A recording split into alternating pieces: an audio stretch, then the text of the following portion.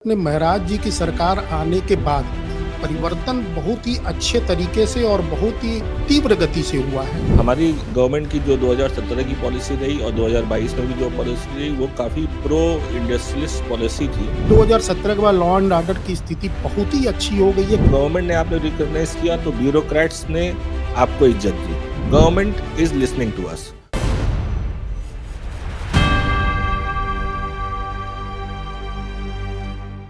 Gorakhpur industrial development authority यानी कि गीडा साल 1990 में एक द्वार बनाया गया जिसका उद्देश्य था गोरखपुर में निवेश को लाना।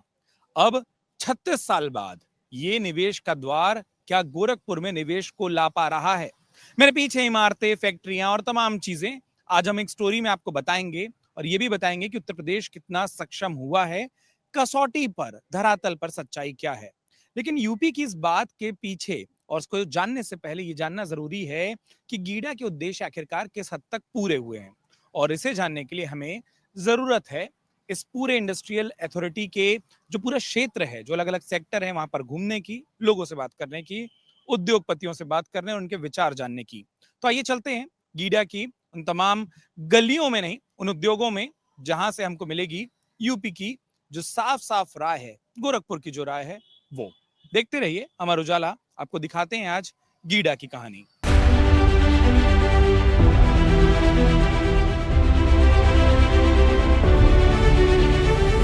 गीडा की स्थापना 1990 में हुई थी।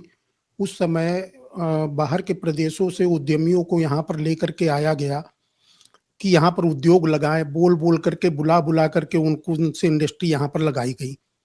और धीरे धीरे धीरे धीरे विकास करते होते होते आज की तारीख में गीडा के अंदर लगभग 900 फैक्ट्रियां जो है रन कर रही हैं, छोटी बड़ी सब मिला करके। गोरखपुर का ग्रोथ इंजन खूब अच्छे मायने में बन रहा है। आज करीबन वही जो मैंने बताया अभी कि 900 के लगभग इंडस्ट्री यहाँ पे रन कर रही हैं और उस 900 इंडस्ट्री में लगभग 20,000 लोगों को रोजगार प्राप्त है। 20,000 लोगों का मतलब हो गया 20,000 परिवार।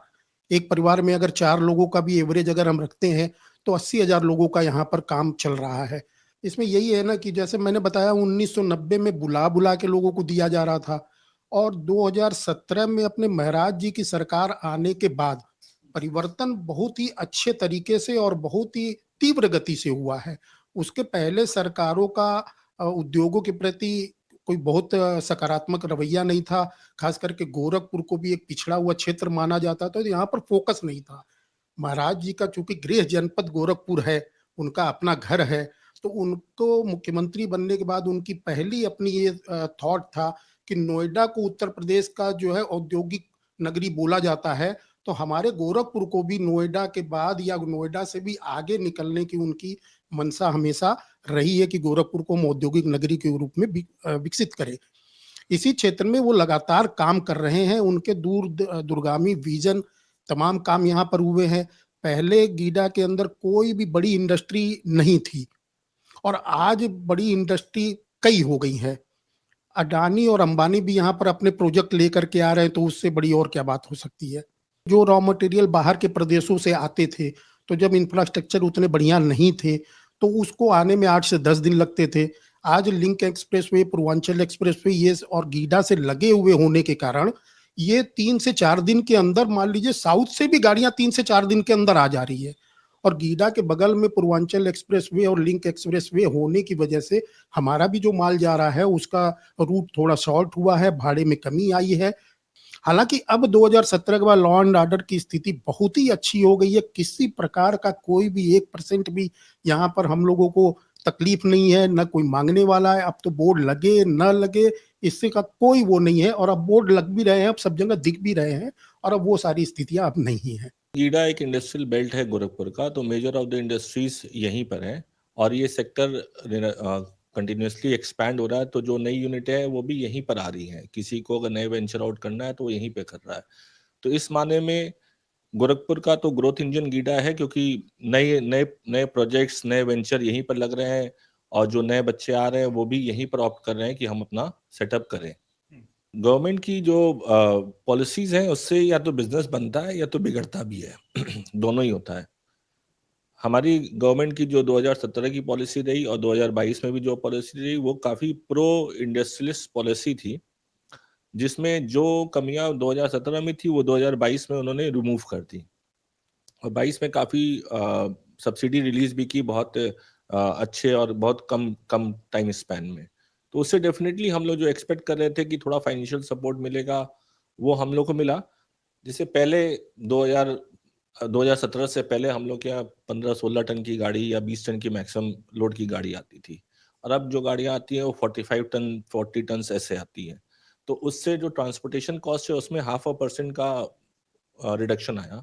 सेम वे जो हम लोग आउटवर्ड फ्रेट पे करते हैं वो भी, चूंकि यहाँ से 40 टन या 45 टन की व्हीकल को हम लोग डिस्पैच कर पाते हैं तो उससे भी हम लोग को आउटवर्ड फ्रेट भी कम पड़ता है। पहले हम लोग मंगवाते थे माल तो 10 दिन में 8 दिन में ऐसे आता था और कुछ हद तक हम लोग रेलवे पे भी डिपेंडेंट रहते थे ट्रांसपोर्टेशन के लिए। पर अब हम लोग 100% बाई रोड ट्रांसपोर्ट पे ही डिपेंडेंट है और सारी गाड़ियां जो भी है वो बाई रोड ही आती हैं। और इस गवर्नमेंट में जैसे एक सबसे बड़ा एडवांटेज ये रहा इंडस्ट्रियलिस्ट को कि इंडस्ट्रियलिस्ट को एक रिकॉग्निशन मिला। जो भी अपना इन्वेस्टमेंट लगा रहा है उसको सेफ्टी तो देखिए, आप किसी से पूछेंगे सेफ्टी तो प्राइमरी कंसर्न थी वो सबको मिली ही, साथ साथ गवर्नमेंट ने आपको रिकॉग्नाइज किया। जब गवर्नमेंट ने आपने रिकॉग्नाइज किया तो ब्यूरोक्रेट्स ने आपको इज्जत दी। जब ब्यूरोक्रेट्स फिर आपकी बात अपफ्रंट सबसे टॉप प्रायोरिटी पे सुनते हैं। अब एज अ इंडस्ट्रियलिस्ट अगर मैं कमिश्नर सर के पास भी चला जाऊं विदाउट एनी अपॉइंटमेंट तो he will give me a time because government is listening to us, so he has to listen to us. तो अभी आज के दिन हम लोग को अगर जेन्युइनली कोई इशू है तो we can approach at any level in the government without any delay. एक बात साफ है, साल 1990 में जिस अथॉरिटी की स्थापना इस उद्देश्य से की गई थी कि वो गोरखपुर ही नहीं बल्कि पूरे पूर्वांचल के ग्रोथ इंजन को बनने में कामयाब होगी, वो ऐसा करते दिखाई दे रही है। लेकिन उसमें एक लाइन भी नजर आती है। लाइन नजर आती है साल 2017 की। अगर यहीं पर उद्योग लगाने वाले उद्योगपतियों की माने तो एक दौर में जब बुला बुलाकर उद्योगपतियों को गोरखपुर के गीडा में निवेश करने के लिए कहा जाता था, अनुरोध किया जाता था, तो वो दौर भी है जब इस देश के सबसे बड़े उद्योगपतियों की लिस्ट में शामिल तमाम लोग अब गीडा में, गोरखपुर में निवेश करने को तैयार हैं।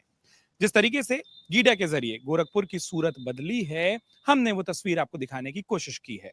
उत्तर प्रदेश किस तरीके से सक्षम हो रहा है, इस पर बात की है। यूपी की बात अमर उजाला के साथ जारी रहेगी। आपको ये पूरी जानकारी और ये वीडियो स्टोरी कैसी लगी हमें कमेंट करके बताना ना भूलें। अपना वक्त देने के लिए आप सभी का बहुत बहुत शुक्रिया।